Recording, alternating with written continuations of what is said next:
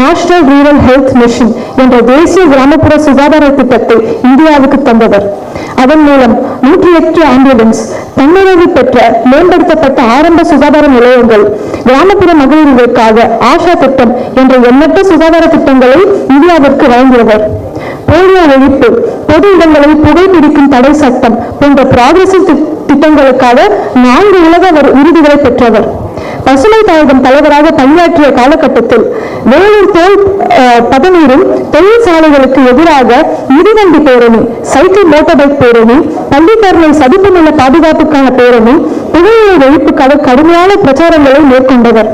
இன்னும் கூட வைகை ஆற்றை காப்போம், நெய்யல் ஆற்றை காப்போம், பாலாறை காப்போம், தாமிரபரணை காப்போம், காவிரியை காப்போம் என்ற தமிழகத்தின் நீர்நிலைகளை காக்க போராடி கொண்டிருக்கும் முன்னாள் அமைச்சர் சி. சுப்பிரமணியம் ஐயா அவர்கள், மற்றொருவர் எங்கள் தாத்தா என். கிருஷ்ணசாமி ஐயா அவர்கள். யுனைடெட் நேஷன்ஸில் பேசிய இன்னொரு தமிழர் அருகில் உள்ளார். அவர் மருத்துவர் அன்புமணி ராமதாஸ் அவர்கள். எல்லோரையும் அரவணைத்து செல்லும் அன்புக்கு சொந்தக்காரர் பெரியவர் என். கிருஷ்ணசாமி ஐயா அவர்கள் வாழ்த்து பேச வருமாறு அன்போடு அழைக்கிறோம். வாங்க தாத்தா. Thank you for inspiring speech ma'am. அடுத்து பேச இருக்கிறது பெரியவர் மு. கிருஷ்ணசாமி ஐயா, முன்னாள் காங்கிரஸ் மாநில தலைவர். பெரியவர் கிருஷ்ணசாமி ஐயா அவர்கள் எளிய கிராமத்தில் விவசாய மகனாக பிறந்து அவர் வக்கீலாகவும் 2 முறை நாடாளுமன்ற உறுப்பினராகவும் பணியாற்றியவர். தமிழ்நாடு காங்கிரஸ் கமிட்டியின் செயலாளராகவும் பின்னர் அக்கட்சியின் மாநில தலைவராகவும் உயர்ந்தவர். கருமவியர் காமராஜரின் சீடர், எளிமையும் நேர்மையும் உண்மையும் சமூகத்தின் மீது அக்கறையும் கொண்ட அரசியல்வாதி. மருத்துவர் ஐயாவின் இடஒதுக்கீடு போராட்டத்தில் தோளோடு தோல் என்று சட்ட ஆலோசகராக வழங்கியவர். ஐக்கிய நாடுகள் சபையில் 68வது அமர்வில், அதாவது 68th session of United Nations 6 முறை உரையாற்றி இருக்கிறார். யூஎன் செக்யூரிட்டி கவுன்சில், ஐக்கிய நாடுகள் பாதுகாப்பு அவையிலும் ஐயா அவர்கள் உரையாற்றி இருப்பது கூடுதல் சிறப்பு. ஐக்கிய நாடுகள் அவையின் ஒரே அமர்வில் ஒரு தமிழர் 7 முறை பேசியிருப்பது இதுவே முதல் முறையாகும். ஐநா சபை பொது அவையில் பாதுகாப்பு அவையிலும் உரையாற்றும் தமிழர்களுக்கு என்ற பெருமை இருவருக்கு மட்டுமே ஒன்று முன்னாள் அமைச்சர் சி. சுப்பிரமணியம் ஐயா அவர்கள், மற்றொருவர் எங்கள் தாத்தா என். கிருஷ்ணசாமி ஐயா அவர்கள். யுனைடெட் நேஷன்ஸில் பேசிய இன்னொரு தமிழர் அருகில் உள்ளார். அவர் மருத்துவர் அன்புமணி ராமதாஸ் அவர்கள். எல்லோரையும் அரவணைத்து செல்லும் அன்புக்கு சொந்தக்காரர் பெரியவர் என். கிருஷ்ணசாமி ஐயா அவர்கள் வாழ்த்து பேச வருமாறு அன்போடு அழைக்கிறோம். வாங்க தாத்தா.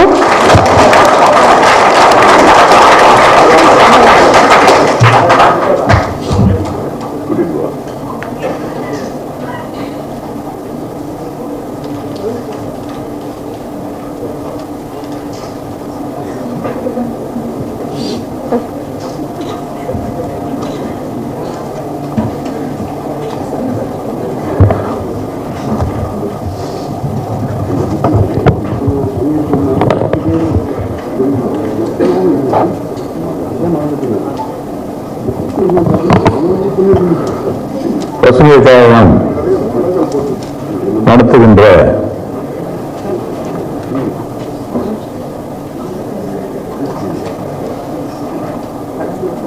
சுற்றுச்சூழல் தலைவர்களின் தொகுப்பு ஆசிரியர் சௌமியா அன்புமணி அவர்கள் எழுதியிருக்கின்ற நூல் வெளியீட்டு விழாவின்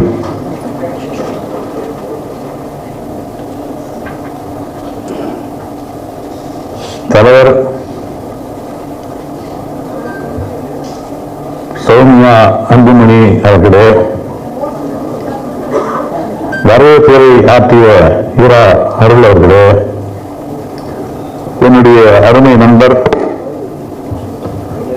வகுப்பு தோழர், தமிழ்நாட்டுக்கு ஒரு பெருமை சேர்த்திருக்கின்ற ஒரு கல்லூரி, ஒரு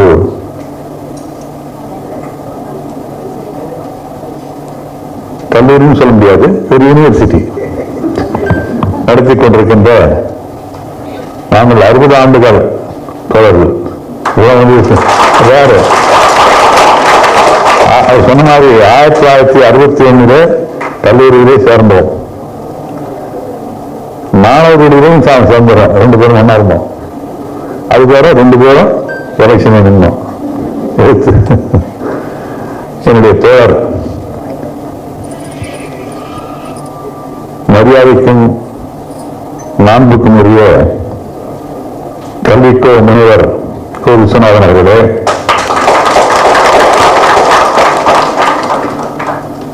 இந்த நூலை வெளியிட்டு அதை வாங்கும் இந்த பொறுப்பை கொடுத்திருக்கின்ற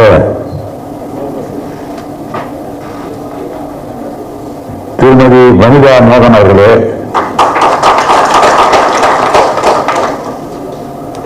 வாழ்த்துறை வழங்க இருக்கின்ற முன்னாள் நடுவண் அமைச்சர், முன்னாள் நாடாளுமன்ற உறுப்பினர், மரியாதைக்குரிய அன்புமணி ராமதாஸ் அவர்களே,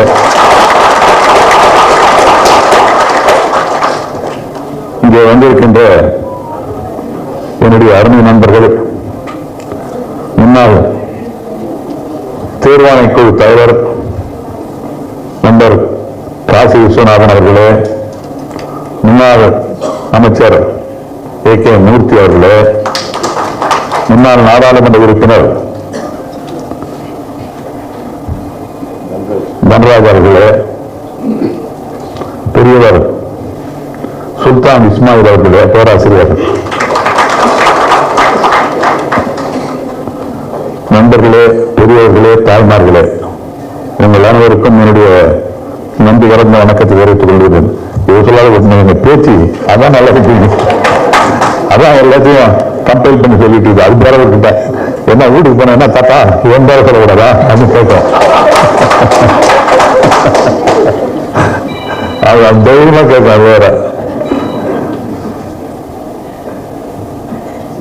உங்கள் அனைவருக்கும் என்னுடைய நன்றி கலந்த வணக்கம்.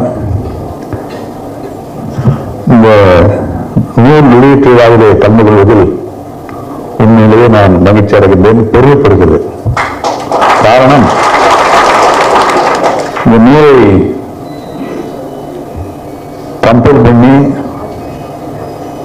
அது இதுக்கு எல்லாம் எவ்வளவு கஷ்டப்பட்டிருப்பாங்கன்னு எனக்கு தெரியும். ஏன்னா ஒரு வேலை எடுத்துச்சுன்னா சௌமியா தூங்கவே தோன்றாது. இந்த வேலை என்ன ஃபோன் பண்ண என்னப்பா ஃபோன் பண்ண கிடைக்கல, இல்லப்பா அந்த வேலையை கிடைக்கும்பா அப்படின்னு அந்த அளவுக்கு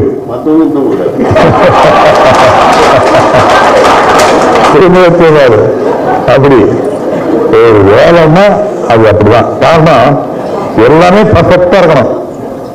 இது ஒரு சின்ன இடம் தான். இது இங்க ஒரு மீட்டிங் நடக்குது, இந்த நாளுமே இது வந்து பார்க்க முடியும், இந்த இடத்த சரியா இருக்குதா இல்லையா. அப்படி ஒரு வேலை எடுத்துக்கிட்டா அது கருத்தோட முடிக்கணும்ன்ற ஒரு எண்ணம். அதெல்லாம் அந்த ஒரு எழுதி கொடுக்கிறது கூட எழுதுனா அதுவே தான் எழுதி இருக்கும், அது டிக்டேட் பண்ணாது.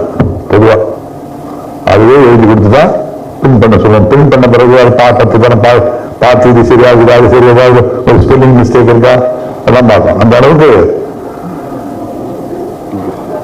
செய்யக்கூடிய ஒரு திறமை, ஒரு கமிட்மெண்ட்.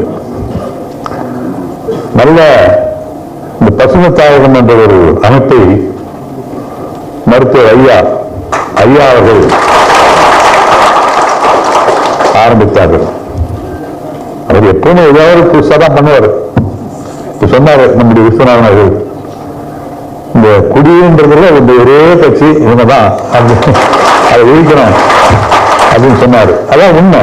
எப்ப பார்த்தாலும் இந்த குடியை ஒழிக்கணும், ஜனங்களை வந்து திருப்தி ஆகணும் அப்படின்னு சொல்லுவார். அப்படிப்பட்ட ஒரு பெரியவர் நம்ம தமிழ்நாட்டுக்கு கிடைத்திருக்கிறார்.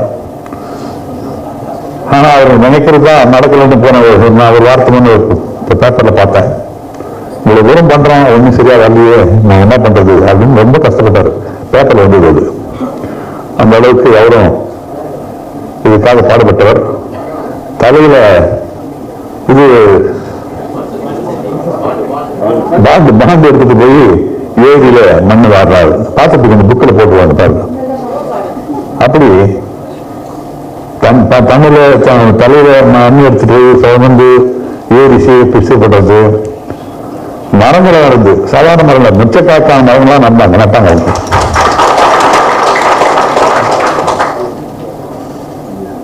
அது ஒரு கமிட்மெண்ட் தான் இருக்கு. இதுல எப்படி செலுத்தோம், எப்படியாவது குடி வைக்கணும், நீங்க 10,000 மரம் நடணும் அப்படின்ற ஒரு எண்ணம் இருக்கு. அந்த பசுமை தாயத்தினுடைய இதுதான் அதெல்லாம் பிரான்ச்சு. நீங்க பார்த்துருப்பீங்க, குளங்கள்லாம் தூர் வாங்கினாரு, ஆயிரக்கணக்கான ஏழுகள் தூர் வாங்கியிருக்காரு. இதெல்லாம் பசுமை தாயகத்தினுடைய சார்பாக தான் அதெல்லாம் நடந்தது. அப்பெல்லாம் என்னுடைய நண்பர் விஸ்வநாதன் அவர்களுக்கு தெரியும், நார்த் ஆர்காட் டிஸ்ட்ரிக்ட்ல தான் நிறைய தோல் வியாபாரம் அங்கதான் நடக்கும். அந்த தோல் பதனிடுவதெல்லாம் அங்க தண்ணி விட்டுடுவாங்க. அது யாரும் கேட்கவும் மாட்டாங்க. அங்க விவசாயமும் வளராது, எதுவுமே இருக்காது, விவசாயம் வளராது. ஏன்னா அது அந்த குரோமியம் அது உள்ள போய் கலந்துடும் பூமியில. அந்த பூமியில் எதுவும் வளராது. அது கேட்கவே ஆள் நாடு கிடையாது ஒருத்தரும். அந்த அளவுக்கு இருந்தது. நம்ம அந்த தோல் பதனிட நடத்துறவங்க நல்லா சௌகரியமா இருப்பாங்க. சனிக்கிழமை அங்க இருந்து காலையில வாணியம்பாடி, வாணியம்பாடி, இடியாட்டம், வேலூர் இங்க போயிட்டு இருப்பாங்க. சனிக்கிழமை சாயந்தரம் காலையில கார்ல போயிடுவாங்க. அப்புறம் திரும்ப தான் வருவாங்க. அவங்க அப்படி இருப்பாங்க. ஆனா அந்த பயிர் ஒண்ணும் இல்லாம அவசரப்பட்டு நடப்பான். ஏன்னா விவசாயி தான், நானும் விஸ்வநாதனும் விவசாயி தான். நாங்க தான் எல்லாம் விவசாயம் பண்ணிருக்கிறோம், விவசாயம் பண்ணிட்டு இருக்கோம். அப்பெல்லாம் நாடு மேய்ச்சிருக்கோம், அவரும் மேய்ச்சிருக்காரு. அப்படி இருந்து இன்னைக்கு உலக அளவில் ஒரு பேர் போது இந்த விஐடி நடத்திட்டு இருக்காரு. எல்லாம் புதுமை. நான் ரஷ்யா போயிருந்தேன். ரஷ்யாவில அசர்பைஜான் ஒரு இடம், அந்த இடத்துல ஒரு மீட்டிங் வந்து எனக்கு போயிருந்தோம். அந்த உலகத்தில் இருக்கிற அத்தனை பேரும் பெரிய வைஸ் சான்சலர்ஸ், பெரிய கல்வியாளர்கள்லாம் வந்திருக்காங்க. அங்க ஃப்ரம் சென்னை, மிஸ்டர் விஸ்வநாதன் அப்படின்ற யாரு அங்க இருக்கிறார். நான் எவ்வளவு பெருமையா நினைச்சுருக்கேன். நம்ம படிச்சவரு அந்த காலேஜுக்கு என்ன டிமாண்டு, நான் யாரும் சேர்க்கறதில்லை. எப்ப பார்த்தாலும் உங்களுக்கு வேண்டியதாச்சு அதை சொல்லுங்க அப்படின்னு சொல்லுவாங்க. நாம என்னப்பா நீ போங்க, அது மெரிட்டு தான் அவர் பார்ப்பாரு. அதை நான் அதிகமா நான் தலைவரவே கிடையாது, கேட்டுப்படாது. யாருக்கும் நான் எதுவும் சொன்னது கிடையாது, தெரியும் எனக்கு. ஏன்னா அவர் மார்க்கை பார்த்து மெரிட் வச்சு தான் கொடுக்குறாரு, சிபாரிசுக்கெல்லாம் கொடுக்க மாட்டாரு. அவங்க அண்ணன் சொன்னாங்க, தம்பி சொன்னாங்க, யார் சொன்ன கொடுக்க மாட்டாரு, அப்படி போய். அதனால அப்படி ஒரு கல்வி சாதனத்தை நடத்திருக்காரு. அது இல்ல தமிழ்நாடு மட்டும் இல்லை, இன்னைக்கு ஆந்திராவும் நடத்துறாரு, மத்திய பிரதேசம் நடத்துறாரு. அவங்க கல்வியினுடைய வளர்ச்சியை பார்த்து போபால்ல அப்ப சவான் சீஃப் மினிஸ்டர் அவர் வார்த்தை கொடுத்தாரு, நீங்க நடத்துங்க அப்படின்னு மத்திய பிரதேசத்துல. அதே மாதிரி நாயுடு அவர் இருக்கும்போது நீங்க நடத்துறீங்களா, எங்க ஊர்லயும் நடத்துங்களா அப்படின்னு வெளியாளர் போட்டு கொடுத்தாரு. இப்படி நம்ம தமிழ்நாடு இல்லாம மற்ற ஸ்டேட்லயும் அவருடைய அந்த விஐடி நடக்குதுன்னா அந்த அளவுக்கு திறமையாக நடந்துகிறது. அது நமக்கு எல்லாம் பெருமை. அப்படி பெருமைக்குரியவர் இன்றைக்கு இந்த புக்கை ரிலீஸ் பண்ணிருக்கிறார்.